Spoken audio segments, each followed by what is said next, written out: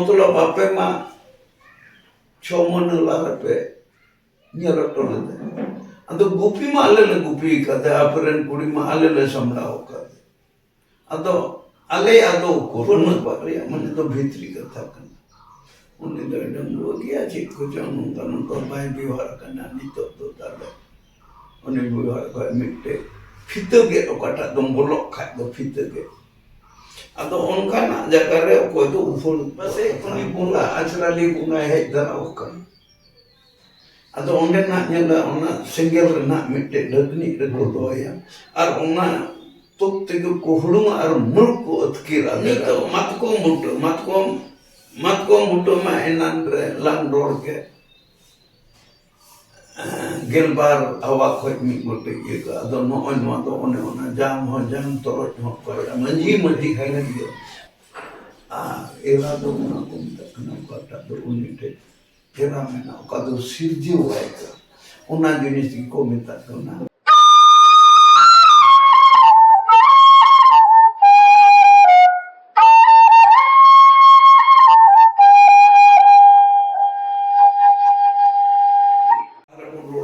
mone gote unsakam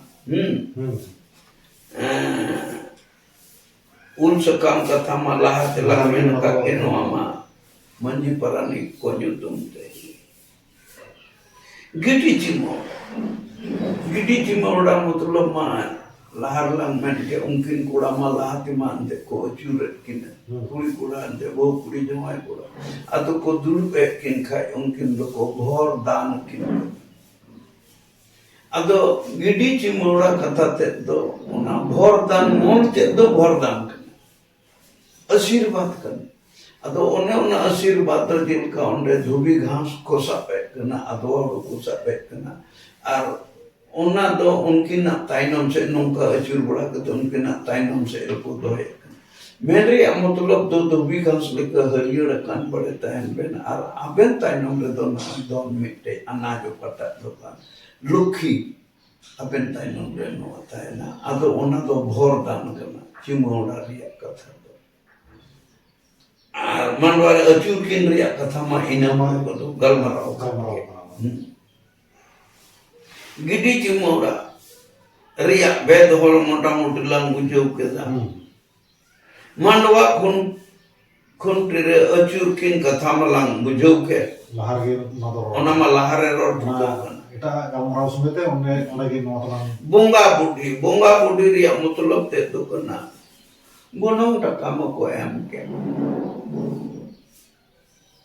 ado nito do aparte reningate menagi ado uni ho tulo dara le dete ado uni ho sedai do ma bonga budi ho chipro je ka onko फिर भी को व्यापारी को जितनी मेरे को नहीं आले तो सेदा तो सब एक होते कन फुचिया दे हैं बोले तीन जम करी के गुपी में इन गुपी का मैं जब तक सुकुरीले गुपी खाए बजे खाए चले चामडोल ते को माले माया पे दो चामडोल तना पे गुपी का दे अदो अडी खुशी अदो ओने ओना लेकनी तो बोंगा बॉडी हम जाके दुना चारना को तिल का को सिस्टम का ओना को एमा होया ओको तो सड़ी को तिल को ना तार तो जलो कना सड़ी को मा को ते दुना चारना मा बाम चला खाते उनका लेका के बोंगा बुढ़ी तानुम रे मेटे हेड़े बुढ़ी जामुकना मेन रे मतलब तो कुड़ी रे एंगाते उनी हो आदो को उनी हो गोड़ते कुड़ी को बपलाए दे कान खाए आदो उनी हो मन ये लेका कुसी लेका आदो मिटे जाना जिनिस को जोड़ो वाई कान थे कना सीधा तो तू ओना चारना ओना गे आइमा तीन का पतो ओना को नि तो सिचिरी को कोई मा हो कना ina kate hui kana gati kuri chaos sang chodongi uka jaka to korore mendri amon la pe nyerotol de ado gupi ma ale gupi kata aperen kuri ma ale samdao kata ado ado ona yete gati kuri sang chodongi ho karena nyel khai ona do unku kuri do manji tan le bidai jo khai और ऐसे दिया कौन ado gano hor do koy one koy ko ante ko or do me unku talak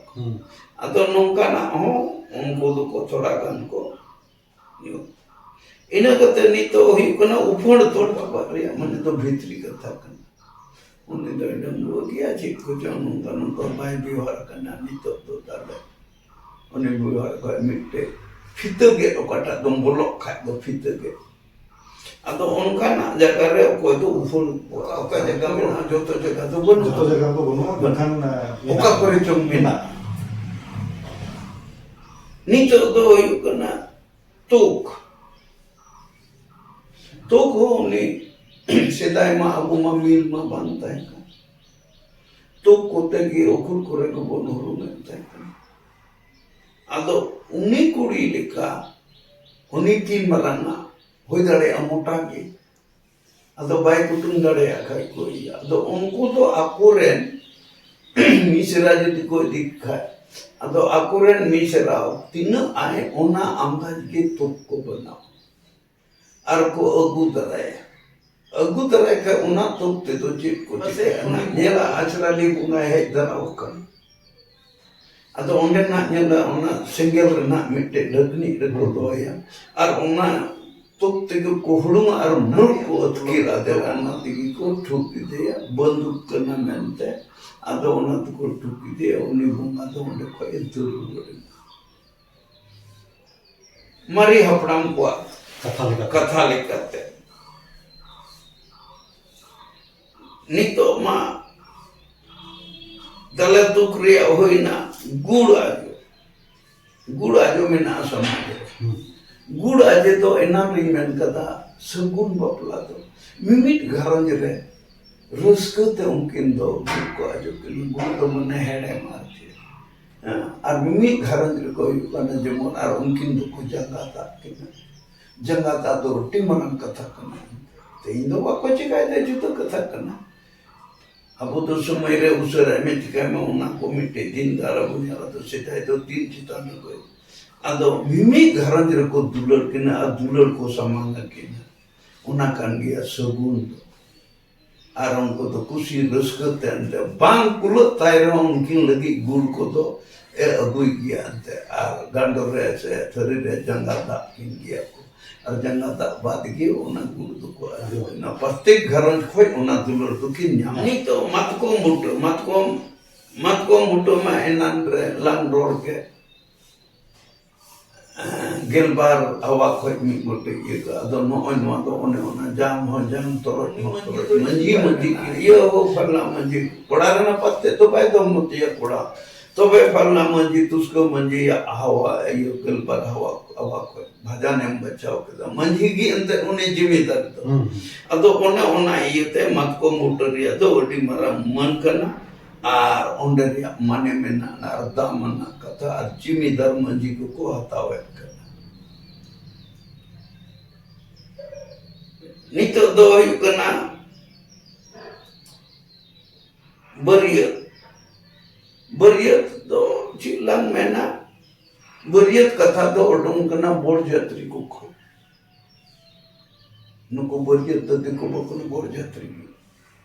ado bariat abo do ona ko se no ko ki unko ko hataw ka ado noy jinis do abu do one je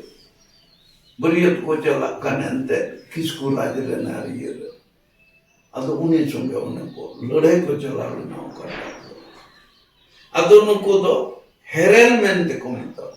Herelle रिया मतलब ते दो Herelle और era रिया कथु Herelle तो जुदी तीन year को मेना मिटे दिको को मेना बोले आज जवान रे दुरु तेंगो रे बाय संतोष लेनके उनी कुड़ी दोई दोड़ा इंगा तपत को मेना नाय जमाय तो ना मर दे माने काटा उनी आसमिना तय जुवन हड़मो रे उना बाय को अदो उना लिखा की हेरेल रिया मतलब हेरेल आ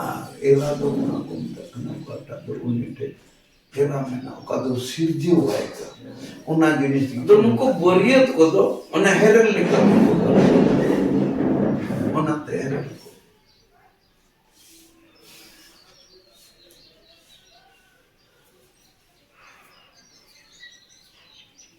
नितो ना सिंदूर मा मन kan मोने टिका मा मोने हड़ nyutum te चलो को nyutum बहु तो लिंगात सारे चिता ओना इयते लिंगा सारे तो अंते सिसिर जमी तो तीन रे मानवा सिर्जन किने मानवा बनाओ किने मन देता जोजम ना नखा हास जम को दो हेरल रूप बसाओ डूम के दा लिंगा नखा दो माजीब रूप बसाओ डूम अदो ओने ओंदे खोगी सिसिर जमी लिंगा नखा हड़मो मैल बंशो करते तेहिño अदो मिक हड़मो कांटरो अदो लिंगा नखा रे को जांग खोगी नोंडे हो जांग दो एमेंदा ना तो हांस जांगे रोडे कना जांग दो बना के लिंगा नखा हो बना के सभी तो अदो ओने ओनाते बहु दो लिंगा नखा मा एनांड रे लंगल मरावले के नितो तो परिस परिस तो अबु को हापराम को अन अरी को हेयका बोले मी परिस रेन हड़ दो बाबन बापला मिलो अदो चिता को उनका कदा नोआ दो बई मेन किया मेन खा आइमा हड़ दो ओकोय कुदुई अंजम को ओंडे दो खंड को मेना गोत्रो हे आले दो बोले ओना खंड रन थोड़े बनता ना किसको करिए दूसरा कथा तो हुई उन्हीं इदी केते दो आइमा अबो हड़ रे मेना आमे मुर्मू कन खाए दो अदो जान किसको कुड़ी हम मुर्मू ये देते अपोरे नपड़ाम को तो उनका तो बाको चिपका गया कोई तो को मैंने तना बांग या सरकारी अंते तो उनका लिखा तना मैंने कहा सरकारी अन उनका कन का इन चुनी नुकरी लगाओ का इन्हें ओड़ा जो आतो ताले चिता सोरेन गिंदो किते तेहियो सोरेन के मैंने अतो सरकारी अंतिम बच्चों को किसको इन दिन के दाव ना तो आपे या तना आले ओड़ा तो मान का अमिते इनसिंग रोड तला बोला जेलिका सरकारी अन रिया कथा मोड़ कान खाय नोडे मिट्टी जिनिस बारो लेखा बां हुई कोना सरकारी अन दो विशेष कायते उनको को पंचायत में विशेष कायते अब हम पंचायत काम गया बांग दो बांग मेनखान ओना को हुदर तो उपाय मेना को बोलन दो को उनको रन की मेना को अब उनको दो मोडल हम बपला ना तो गया भट्टाचार्य हुई गया पालो हुई गया जो तो की गानो गया अदो अबुआ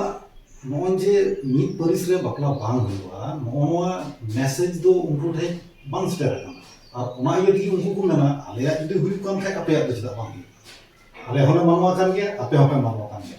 नोना मिटे पसे कमिया इन मोड़ दम बांग करना संताल लो में उनिलो और नोंकाय में उनिलो इनमें संताल हुई में आले लेखा रोड चित में अदो उनिलो अमोय लेखा इमें ना बांग करती अदो इन दो आम दो इन बांग कर और इन दो ओना ये तो कोई हो बको ढील दड़े होती है जहां तिने पड़ा इन बड़ा मेनखा इन दो तेया बीर पर आले नको बहु कुड़ी तो को बच्चों ले किसको का दे मुर्मू कान गया इन दो सोरेन कान गया अब चिता ताले उनको अतिर को उनको तो ये तक आंदोलन आमा लेखा तेहिं लई में जुदी आम दो जहां कारण ते जुदी उनी बगी के दिया तलाक होई ना डाइवोर्स होई ना अदो चीज परिस्थिति ते लो नोना मोदल ठीक का उन्हें हम बदल का अदो उनी चीज परिस्थिति मा अद परिस्थिति तो किरिño कना से